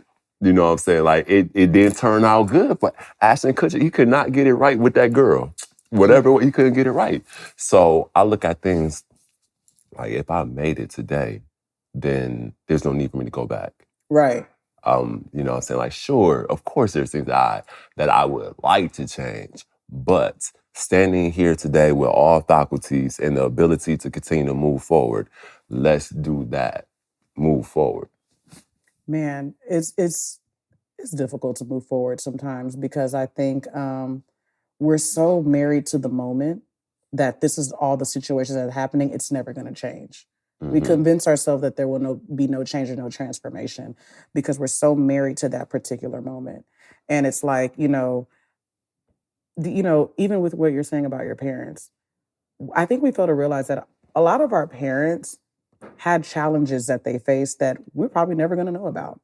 Or some that we do know about, and we're like, we didn't realize the difficulty or the depth of that challenge, But, do you think that it also has to do with unforgiveness, like with us? Like, we just kind of like, we have this thing, this vendetta, about the way that we were raised and the way that we communicate with our families and things like that. Do you think it has a lot to do with unforgiveness? I don't know, like, personally speaking, like, I really don't have any unforgiveness. Like, I wasn't mad. I wasn't mad at my parents for not raising me. I just had I had questions. I wanted to inquire as to, so what exactly was going on? Okay. Because I saw the blessing in how many people live with their great-grandparents? Man. How many people live with maybe like three different uncles, raised with, I'm an only child, but people would never know because— I would never think that. So biologically, I'm an only child, but I was raised with cousins during the school year, and then during the summer, I would be with my grandparents, and I was the only grandchild for 10 years, 1 month, and 7 days. So I had that on lock. Like, when it came to getting stuff, I had it. So you were the oldest cousin? I'm also the oldest on my dad's side of the family. But on my mom's side of the family, where I was raised with my cousins, I wasn't. I had older cousins, I had cousins underneath me, and like I was just in the midst. I was just in the game. So I was raised like, someone with multiple siblings on this side, but then over here, I was the only child. I was the only grandchild. Interesting. You know what I'm saying? For over a decade. So, I got both perspectives which I think is what allowed me to really, and living with all these different people, I think that's what probably has given me the ability to understand at a different level. Like, you know what? They see it like this. They see it like this. So I'm like more conscious of like, it's not just through my lens that things appear. You know, just like if we're on the expressway and I'm in the fast lane and you're in the middle lane and he's in the slow lane, we all see in the E-way in a different fashion. So that's how I look at scenario situations and stories. So therefore I don't necessarily get upset about it. It's just like, okay, if someone responds a certain way, I try to just think to myself like, oh, that's just their programming. That's beautiful that you're not dealing with that. Like, I mean, I'm not dealing with unforgiveness or anything like that, but I know for a while I was. Yeah. And definitely something I definitely had to overcome because I think, it's kind of like, a kid that like people ask. My mom's an educator, so she's like, sometimes the kids like are just their behavioral situations it's just out of whack. It's crazy, that's what she's dealing with middle schoolers. And she's like, but I always ask myself, so my mom always says, I always tell myself, what is the background of this child? Yeah. What is causing them? Because I'm sure they're good kids, but we're not seeing that potential because something must be going on at home. Sure enough, when she does her research, when she's in tune with it, when she's talking to the counselors or the principals and things like that, or when she's in parent-teacher conferences, she's now like, that is the reason behind this. Yeah. I can understand why this person does this, or I can understand why they do like this. Just doing your research and doing the background. So she's able to be more merciful and more giving to that student. Because she's like, I understand the situation. And I know that if my children grew up like this, I don't know how they would respond. And a lot of times, this is why I always tell people, and I'm glad that my mom shared that with me, because what it taught me is that you're in control of your response. That's it. That's it. You're in control of your response. You're not in control of the other person. So the other person is responding based on their experience. That's just what it is. So what I'm learning is, and even with her sharing that with me, it's been teaching me to just be forgiving. Yeah. Be very, very forgiving. Because a lot of people cannot really articulate what they're dealing with and why and things like that. Especially she's dealing with like 11 to 14-year-olds every day, Monday through Friday. And they're learning about their feelings. They're learning about all types of stuff. I mean, you have young preteens, teenagers, you know what I'm saying? So it's like just her telling me that, I was like, man, I have to be more forgiving. But even in the midst of even me growing up, I had to like forgive my past. I had to forgive when I wasn't necessarily supported when I changed my major. I had to forgive all those little things that I didn't think. I was like, oh, those aren't big deals. I've already walked past it. I mean, I'm older now. It's cool. I'm in my 30s, so it is what it is. And then I'm like, no, it's not. It's not. You haven't forgotten. You haven't forgiven that yet. Yeah. You haven't, because every little thing makes you tick. Some things make you cringe. Some things make you upset a little bit because it's just something that reminds you of your past, And in my past, per se, it was just the lack of support. Yeah. That's just what it was. And so, but the blessing behind it is that all those things that I felt like I missed, I didn't really miss. Yeah. Because I'm experiencing it now, where I get to have those loving conversations with my parents. I get to have those hard conversations with my parents, whether we agree or not.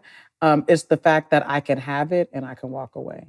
What they say, like life is 90% of how you respond to things. Yeah. 10% of what actually happens. So it's your response and what you choose to pounce on. Or if you decide to have a response of openness, like mom with the student, like, I'm sure it's something with this kid's background. Something at home must be taking place. Yeah. Surely he's a good kid. But if she just went off his behavior, I mean, if this was in the days of paddling, She could find herself paddling the kid. Facts. Just based off of his behavior, but choosing to, think about a bigger perspective, like, okay, just like you shared the story earlier, like, you don't know what's going on with these people. Get out your head. It's not about you. Like, as important as you are, right. We know you the son. But it's not about you. Right. Right. It's not about you this time. And if people can do that, realize that it may not be about them, that would free so many people. That would keep people from being as upset, angry, anxious, and everything else. Because they just simply realize, okay, maybe it's something else. Like, maybe I'm just coming around at the wrong time. Maybe something just happened and now this person is going off. That's not a reflection on me. Just having that understanding and being able to think about it from that standpoint, like, okay, someone go off on you, like, what's wrong? Like, maybe it definitely throws them off. Like, I'm angry. I think that's something that I promise I'm gonna try. Next time, I promise I'm talking like, yo, what's wrong? Like, because this isn't about me. Like, what's going on? Let's talk. Even with you saying that it's not about you, I feel like sometimes even like when you walk into new doors and new atmospheres, as I'm doing this, like transitioning and everything like that, I'm realizing that none of this is about me. I'm realizing that, like, sometimes there's an open door for you to walk in. It's just for you to walk in. But you realize as you're walking through it that this is not about you. This is about other people. This is about other people. And I think we go into situations thinking that it's always about us. We are unknowingly selfish. We are unknowingly self-centered. Yeah. And there's nothing wrong to care for self. There's nothing wrong with that. But I think that if we just go into situations, like you said, have an open mind to like, okay, it's just like we're having a conversation. The conversation is not just about you. It's about me too, just us collectively or people as a whole, people that are going to be watching, is it going to be about them too? So it's like, wow, like, okay, I realize that, this is not about me. This is really, really not about me. But you know what? This is probably a challenge too. Sometimes I think how I used to think. I used to be like, man, like, I don't like that that's not about me. Because I feel like if I'm transitioning, I'm changing and transforming into this new me, well, whoever this new me is, wouldn't this be about me? Am I not supposed to take care of me? Why is that for other people? Why do I have to reach people if this is about me? I'm the one that did all the work. I'm the one that sacrificed. I'm the one that threw in all my coins up. So why is this not necessarily about me? That's an understandable question. That's a very understandable question. But your growth, your transition was really for the betterment of those that have ears to hear. Like, you had the strength, you had the audacity and courage to say, you know what, I'm gonna forgo what I have here in corporate America, and I'm gonna pursue my passion. Your passion just so happens to be something that can help the masses. Yeah. So that's how come it's about you to a certain extent. Yeah. To a certain extent, of course. I mean, you in a movie, but you creating a message. You creating a space for so many to be able to glean from. So that's why even though you're in it, it's not about you. It's just like, like the military, for example. If we think about, traditional military, like you go to the army and, this soldier must do his job. Yeah. Because the soldier to his right and the soldier to his left, if we think about the movie 300, just for an analogy, you remember the movie 300? Yeah. Yep. And he asked the gremlin dude, he was like, lift up your shield.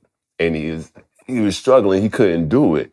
And that's when he told him, he was like, we need you to be able to lift up your shield so you could protect each soldier on each side of you. If you can't, you compromise everyone. Right. As an individual, you will compromise everyone. But if you as an individual can keep your shield up, you help everyone. So that's how come like your mission is like your ability to reach is that as important as being able to hold up your shield. I think too, Gerald, that like just in a new space sometimes, transitioning into a new space, we've programmed ourselves to think that we have to unlearn behaviors. Not every behavior has to be unlearned. There's going to be some things, of course, because a lot of times, there's things that you have to leave if you're going to walk into a new space or whatever. But I think that it's just that sometimes the fear of like, man, I will no longer be doing this, or I'll no longer know how to do that, or man, I just learned this. Why do I have to stop this to get into that?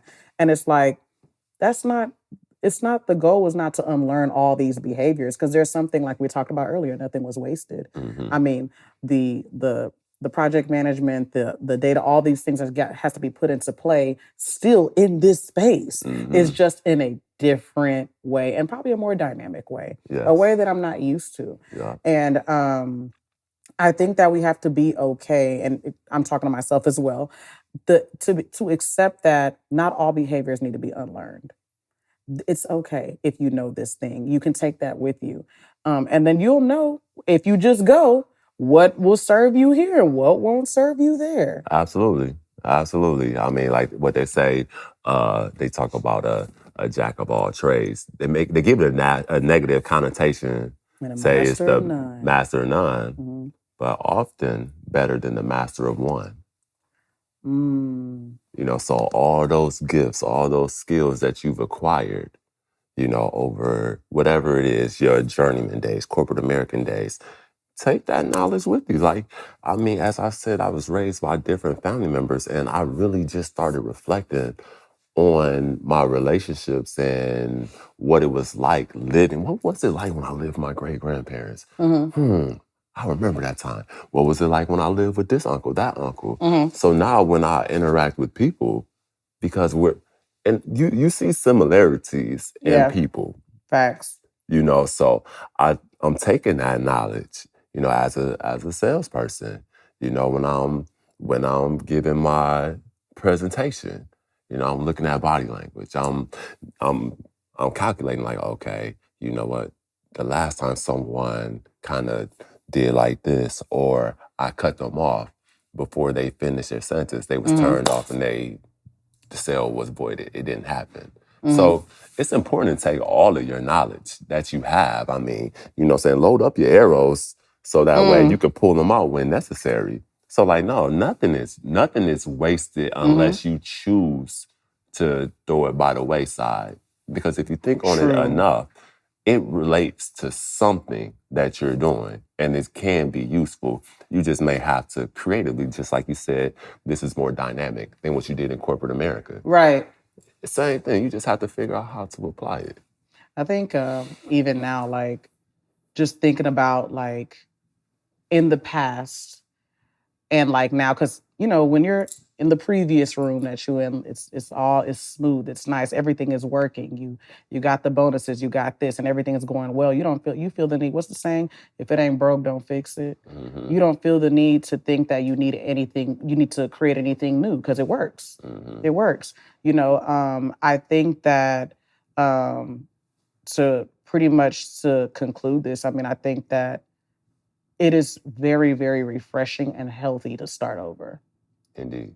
It is so healthy to start over. As somebody that has walked in it for the past 2 or 3 years now, I realize now that it is the healthiest thing ever to start over, because we have a negative connotation on starting over. Well, dang, I didn't put all this money up. I didn't did this. I did that. How in the hell did I get here again? I feel like I'm back at square one. You're not at square one. You just finished level 2. You about to get on level 3. Exactly. It's like playing a Super Mario game. Yeah. When you play an arcade game, you're increasing the levels. Think about you starting at the finish line. I mean, at the beginning of the line when you go to a new spot. That's just what it is. It's like you got new keys to your new house. Why we have this mindset that when we start over, that we are leaving all these things behind and that we are taking ourselves 10 steps back. I don't know why we have that mindset, but it's definitely killing a lot of our ambition. It's killing a lot of our confidence. If we would just see starting over as a way of a if we just see starting over as a way to um, build the foundation that we already have, I think that a lot of us wouldn't take to the grave all these skills and all these things that we have. They say all the time, they say the graveyard is the richest place in the world because people took everything that God called them to do. They just never did. They just never did it. Yeah. And and I'm just like, the fact that somebody would say a graveyard is the richest place ever, when these people didn't even use the opportunity to use what they had, and they knew they had it. That's the worst part, just knowing that you had it. And sometimes, we choose not to start over because we feel like we're missing something if we do start over. And it's just it's very sad sometimes, when because that could have been me. That could have been me. I could have added to the salary of a graveyard. I don't know what tomorrow. I don't know, but it's just the thing that we have to understand that to start over, it is probably one of the healthiest things ever. I think in order to be able to do that, we have to stop comparing. That's, I would have to say, is the number one reason people look at starting over in that manner. Wow. Because you're comparing like, oh, I have to, like we called it the demotion earlier. But it's not really. It's not. Because you're taking this new skill set, all these skills that you learned into this new arena that could propel you. Right. So if it's not, if we can get over comparing ourselves as well as the fear which goes along with that, then people would look at starting over in that refreshing way that you just described it. And they could reap the benefits and the fruits of and help that many more people if they just saw it from a different perspective. But they're thinking about themselves. They're thinking about how they feel. That's it. What they're feeling in the moment. Because the moment doesn't feel good. So, yes, what we're called, I think everybody on this earth, what we're called to do, we're supposed to add to, like it says in the Bible, add to the body of Christ. We're supposed to be giving and stewarding what we currently have in order for people to also gain and hear him, But I think that, we're so consumed with self that it's hard to have the mindset of knowing that we're freeing people or that we're allowing people to grow and especially like a lot of people you see what people are consuming now. If negative narratives can be pushed, like why can't positive narratives be pushed? But comparing yourself that comparison thing is really, really, it's a problem. Still, it's getting worse, because we compare ourselves to people that appear healthy. And I don't mean like physically fit. Because of course we see things externally. We see, okay, they typically, they look like a nice shape. They must be healthy. We don't know what their insides look like. We have no idea what they're consuming. We have no idea who they're, what they believe in. We have no idea, and we're comparing ourselves to these people that appear healthy and forgetting that we are all different individuals with all different types of assignments. We all have different assignments, and it's just like I was explaining to some girls on a past episode, we like to, I would say, create this, we like to create our desires based on somebody else's desires. We like to create our story based on, yes, their desires. So, for instance, somebody may like this, and then because it looks nice and because it appears to be great, oh, she got that from a significant other. Okay, well, this other woman might say, well, I'm single. You know, that's the reason why I want to be with somebody because this girl is enjoying this. 9 times out of 10, you have no idea what that girl's situation is like. At all. That might not be for you. That may not be for you. And that might not be for her. Her either. Exactly. Her either. Yup. It may not be for her. Yup. But we sit down and we compare ourselves on what other people have, and we make that our goal. It's the unfortunate side of social media. You know what I mean? The Two sides to everything. You know, it's a good side and a bad side. I mean, this is obviously a good side of social media and utilizing the platform, but Of course. you know, that other side, as they say, you're looking at someone's highlight reels. You know, you didn't see them. You don't realize that they actually crying as they taking a picture of whatever object it is that you desire. You know what I mean? So like, nah. If you really knew, you wouldn't want it. But it's just like, if you stop comparing and be content, not necessarily complacent, but be content with where you at, knowing that you're going forward. You know, it's just, it really comes down to the basis of, as you mentioned, self. Yes. You know, if I'm doing what's best for self in the standpoint of development, then others are going to reap the fruit of that. Wow. You know, if it's like, okay, like, yeah, nope, my pay grade has went down to here or whatnot, but this mission that I'm on is going to provide so value up to here. Right. Then focus on that. Right. Just focus on that and taking those steps, and everything will take care of itself, as opposed to, what they gonna think about me now that I done took this entrepreneurial route. Well, when you've always had an audience, how do you now take yourself away from that audience? It's easy to say, oh man, what are these people gonna think? You're the one that you share a lot. You share a lot, and you've always had an audience, not only just an audience that's just looking, but people that literally are expecting you because you created that expectation for them, you know? And so I think the problem is that people on the internet, sometimes we just don't have discernment to know what's for the internet and what's not. Facts. And so we have these ideas that people are looking at us, man, we gotta make sure we get this finished out. We gotta make sure we do it like this. Forgetting that, you know, people don't care. At all. They don't care. At all. They really don't. So whether you start over or not, they don't care. Yeah. That's that They ego. genuinely don't. That's that ego aspect, thinking that they do. But they don't. People don't at all. But I mean, just imagine creating this narrative that they do. And so you're doing all that it takes to complete this task. And you're not stewarding it properly because you're doing it for somebody else. Yeah. Because you're doing it for the likes of others and because people desire to see you be great. You don't desire yourself to be great by yourself? If you live for the, what did I have a coach tell me a long time ago? He said, if you live for the applause, you would die by the boos.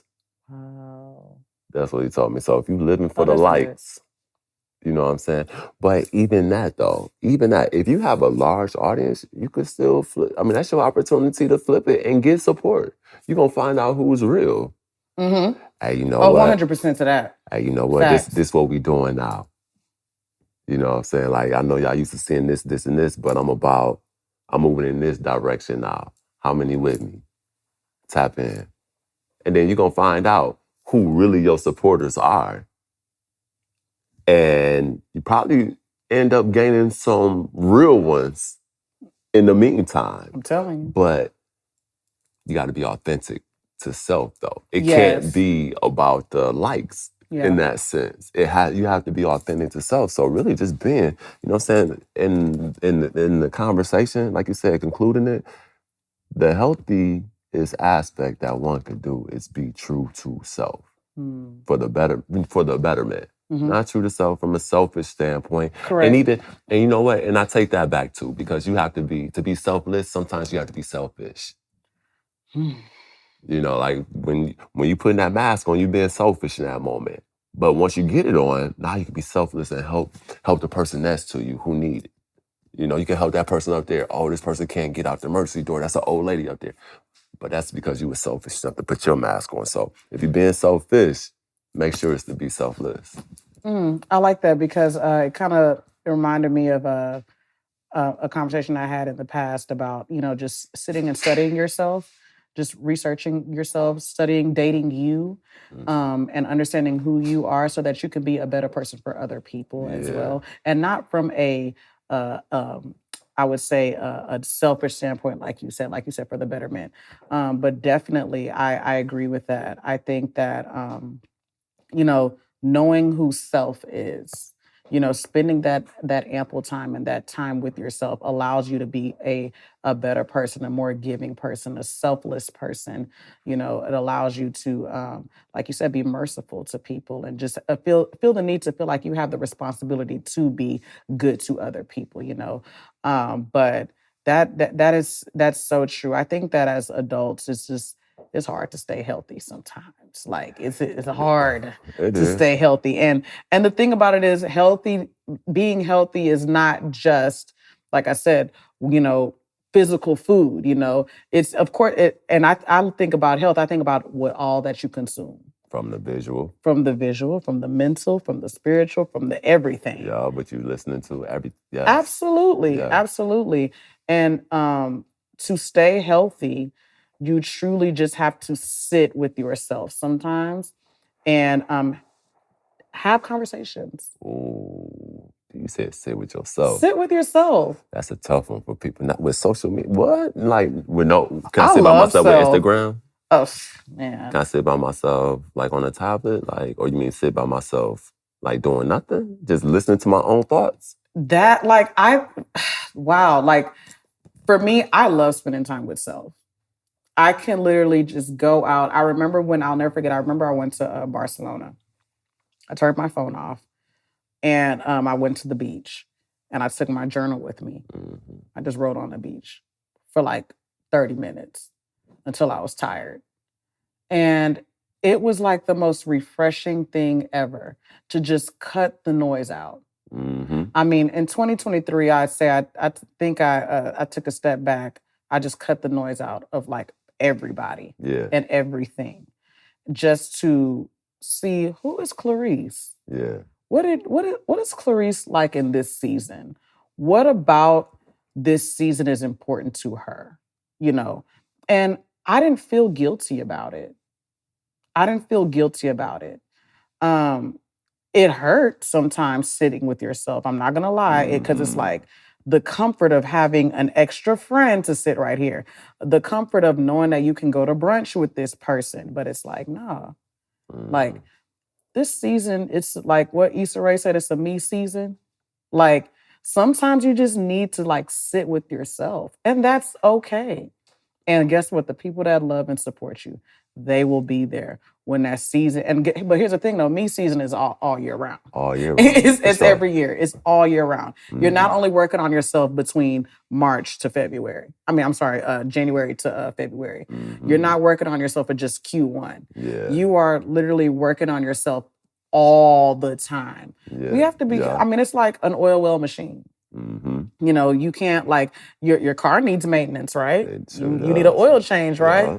You're going to need an oil change every year. Yeah. So what about us? Exactly. What about us? Yeah. You know? So I think this conversation was so helpful. Like, oh my God, like, you don't even understand. Like, you talking about I free people, you did. A lot of what you said, because it's like, from my perspective and just hearing you, I'm seeing fathers relating to this. I'm seeing kids relating to this. I'm just seeing just adults in general, just those that are adulting. Everyone's relating to what you said, because I mean, I love that you talked about, the dynamic between you and your children, because I think that it's taboo to talk about those kind of things. And I think that especially with Black fathers, you don't really hear a lot from the Black father's perspective, but you hear a lot from the mother. You hear a lot from them. And I think that it's just interesting to see it from your lens. And it just goes to show you that there can be healthy ways from this side. Okay, there is health. Okay, that's a different perspective. Never heard of that. Okay, I can see that. You're freeing a lot of people with your story and what you shared. And I'm sure that was just a snippet. But I mean, I think you gave just enough, in my opinion. Because I mean, there's a lot of fathers who are trying to figure it out. Oh, yeah. And it's new. They're coming out of a marriage. They're coming out of a relationship that they may have had a child anyway. They're just coming out of something. And, you know, all they can think about is how they let themselves down or they let someone else down. So what you said was super important. Yeah. I mean, just to not to belabor it and anything like that, but for any man that feel like that, pick yourself up. I mean, we're competitive. We are the ultra competitive, especially if you was an athlete too. So all you know is whatever it is, winning. Like whether you going to the hole, dunking on somebody, getting in the end zone, sticking them, whatever it is. But realize that just because a relationship may have dissolved, doesn't mean that you failed as a father. Wow. You still can be that champion dad. Now you might have the offensive or the defensive line in front of you, i.e. the court system or a baby mama or something like that. But you're going to have to, you know, hey, you got to get up in that weight room, you know, so get up in that weight room, hit those squats so you can analogies. You know? Come on. Hey, you got to get to who you got to get to. You know what I mean? So, you know, like a dissolved relationship does not mean that you failed as a father or even as a man. You know, that just didn't work. That just didn't work. Have enough courage to objectively look back at what happened. As you talk about, spend time by yourself. Wow. Because being a man really means to think. That's why it's so refreshing to spend time by yourself and you can feel guilt-free. Because you're doing what you are born to do as a woman. But think this out. You know, don't feel as if it's over. You just have to do it in a different way. You know what? They got my first wide receiver covered. I got to find a different option. You know what I'm saying? Or I'm calling audible.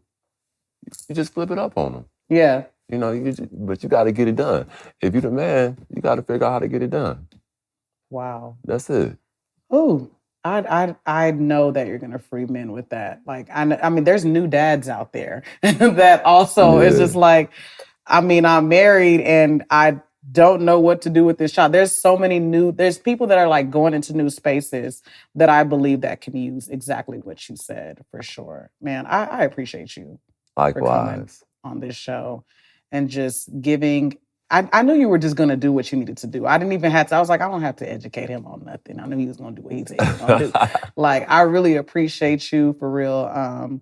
Especially like inviting me to your vulnerability and just, you know, I think that's super important is that whenever I have anybody on the couch, I'm very particular who comes on the couch anyway, you know, because everybody can't hold a conversation. Right. So I definitely appreciate it. I thank you for, you even freed me for some stuff, which some of the stuff you were saying, I was like, okay, Gerald. So I appreciate you. Definitely you probably have to come back one day though, I'm not gonna lie, because I know you have more to give for sure. But this is it. You got anything for us? You got what?